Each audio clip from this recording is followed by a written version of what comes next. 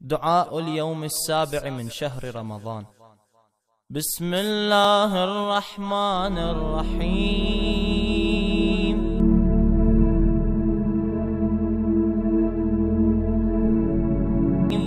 اللهم أعني على صيامه وقيامه،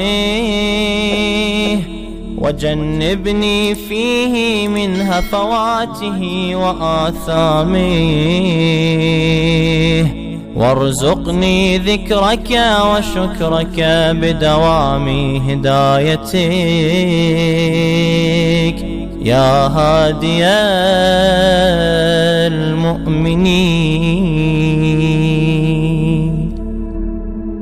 اے اللہ، آج کے دن مجھے روزہ رکھنے اور عبادت کرنے میں مدد دے، اور اس میں مجھے بیکار باتوں اور گناہوں سے بچائے رکھ، اور اس میں مجھے یہ توفیق دے کہ ہمیشہ تیرے ذکر و فکر میں رہوں۔